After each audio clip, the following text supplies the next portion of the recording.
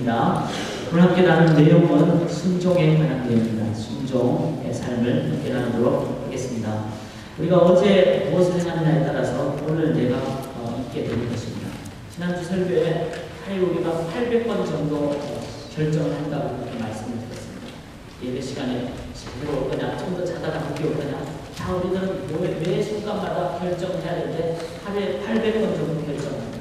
그게 일주일이면 얼마죠? 8, 7이 56, 5,600%를 결정합니다.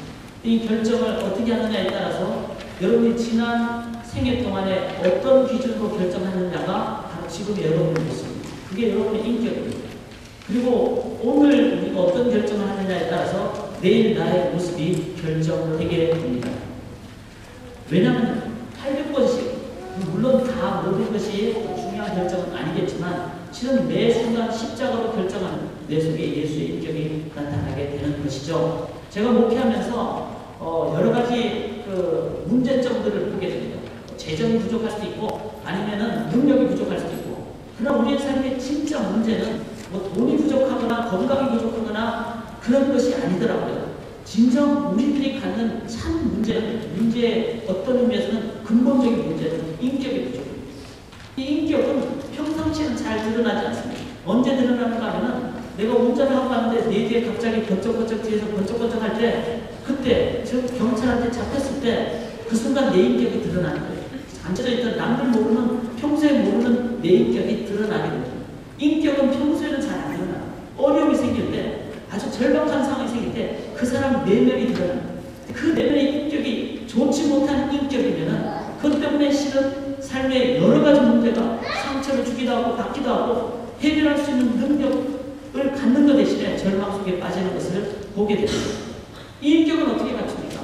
생각은 행동을 하고, 행동은 습관을 하고, 습관은 인격을 낳고, 인격은 운명을 낳는다고 했습니다. 즉 습관이 인격을 낳기 때문에 이 습관은 한두 번이 아니죠. 하루에 800번을 내가 어떤 기준으로 결단하느냐에 따라서 우리는 내 속에 예수의 인격을 갖느냐, 성령의 열매인 성령의 인격을 갖느냐, 아니면은 내 본성에 나온 인격을 갖느냐가 드러나게 됩니다. 어제의 결정은 오늘의 나입니다. 오늘의 결정은 내일의 여러분들을 만들어갈 수 있습니다. 그렇다면 올바른 결정을 앞으로도 계속 하셔야만 합니다. 결정, 우리의 삶에 결과를 주는 것이기 때문에 매우 중요합니다. 우리 정윤지 자매님, 정사랑담아 학생 선교사, 이 자매님이 1년 전에 기도하면서 한 지역을 가기로 품고 결정했을 때 오늘 파송하게 되는 결과가 되는 것입니다.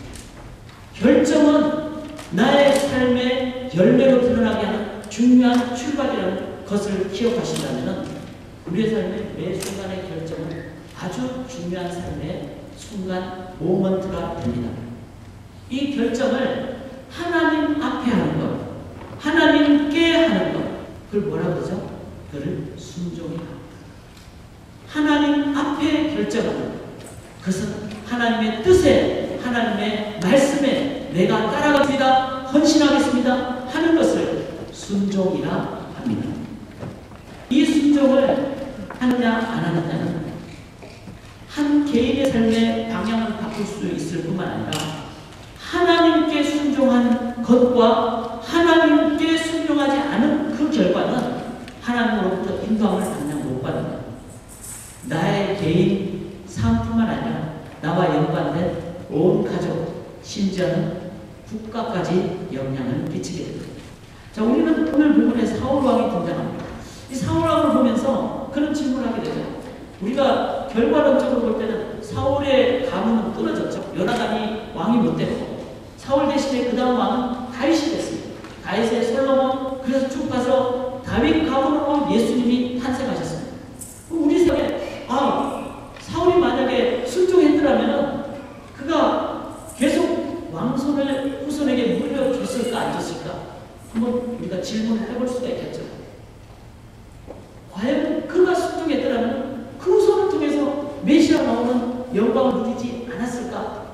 아니면 아예 그 사람은 인생의 조연으로 잠깐 번쩍하다가 끝나버리는 그런 엑스트라 같은 조절을 하나님 쓰셨는가? 우리가 질문을 하게 됩니다. 그런데 성경 본문에 보니까 오늘 함께 읽은 13장 13절에 이렇게 나옵니다. 왕의 하나님 여호와께서 왕에게 내리신 명령을 지키지 아니했습니다. 그리하였더라면, 즉 지키셨더라면, 순종하셨더라면 여호와께서 이스라엘 위에 왕의 나라를 영원히 세우셨을 것입니다. 이렇게 사무엘은 얘기하고 있습니다. 우리 마찬가지입니다.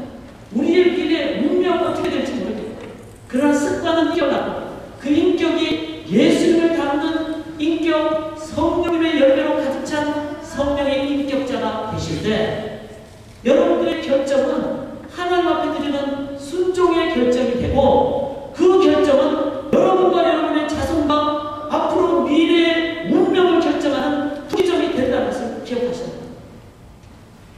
하나님은 우리의 순종을 그만큼 중요한 것으로 여기십니다. 사울은 그 중요한 순간에 그 순종을 올바르게 행하지 못했습니다. 성경에 보면은 올바르게 순종하지 못한 경우가 있죠. 모세 화가 나서 반석으로 지팡이를 향하라 그랬는데 2번 쳤습니다. 그는 순종 대신에 그냥 이를 악물고 하는 그런 복종이죠. 그는 하나님 앞에 마음으로 하지 못한 순종이었습니다. 그 결과 가나안을 못 들어가고 말았죠. 그 사람은 천국 갔을 겁니다. 그러나 인생의 소명으로 여겼던, 목표로 여겼던 그 일을 성취하는 것을 보지 못했습니다.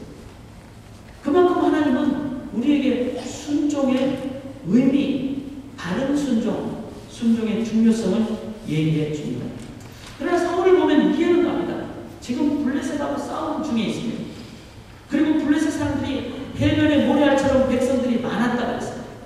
병거가 3만, 마병이 6천. 여러분 성경 보실 때 그냥 넘어가지 마세요. 주일날 우리가 졸린 눈으로 보면은 착착 다 넘어가겠죠. 그래서 성경을 좀 자세히 보셔야 돼요. 마병이 6천 명이고 병거는 몇 개 정도가 돼야 될까요? 병거는 여기 보니까 3만이었는데 그건 실은 잘못 기록돼요. 이게 히브리어로 글자 하나를 잘못 쓰면은 이게 천 단위가 바뀌어집니다. 그래서 3만이 아니라 3천 정도로 예상을 할 수가 있어요. 그럼 말이 2필이 있으니까 2필을 2마부가 만약에 논다고 하면 마부는 6천 명 정도가 되는 것 같겠죠. 성경에 6천 명이든 하여튼 뭐 3만이든 숫자는 이스라엘 군사보다는 엄청나게 많은 숫자입니다. 그리고 이스라엘은 종교 국가죠. 그래서 전쟁을 일으킬 때 이것이 홀리 월, 거룩한 성전이라는 개념이 백성들에게 전달이 되면 백성들은 전부 다 들고 일어나요. 그리고 백성들이 군인이 됩니다. 그걸 위해서 사무엘이 와서 제사 드리기를 원했습니다. 그렇게 사무엘이 영적 지도자가 인정한 전쟁이라면 온 백성들이 따라갈 수 있는 그런 상황이었습니다. 그래서 사울은 그 사무엘을 기다렸던 것이죠. 정한 기간 7일이었습니다. 7일 안에 온다 그랬으므로 7일 동안 기다렸습니다. 그런데 그 상황 속에서 하루가 지나고 이틀이 지나고 백성들은 블레셋 군사들은 점점 많아지고 그리고 이스라엘 백성들은 기간이 지남으로 마음이 점점 조급해지고 백성들이 점점 굴로 도망가고 흩어지는 상황. 왕이 된 사울의 입장에서는 마음이 조급해질 수밖에 없겠죠. 그게 이해가 갑니다. 그러니까 내가 순종해야지. 그렇지만 이거 지금 급하다. 어떻게든지 빨리 해야 되는데 하면서 그가 제사를 드렸습니다. 그럼 우리가 성경을 앞뒤를 자세히 살펴보면 사울은 실제로 순종을 했어요. 어떻게 순종을 했는가 하면은 자기가 제사를 직접 드린 것이 아니라 성경 저루를 보면은 엘리의 제사장의 아들인 아히멜렉에게 또 다른 제사장에게 제사를 부탁을 했습니다.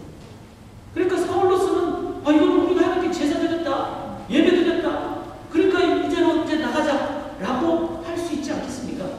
그거 잘못한 것이 없는 듯이 보입니다. 그러나 이 상황 끝에 제사를 드리자마자 사무엘이 왔습니다. 그리고 사무엘이 한 중요한 말, 왕은 하나님의 명령을 거역했습니다. 그리고 순종하지 않았습니다. 라고 얘기합니다. 사울을 이해할 수 있지만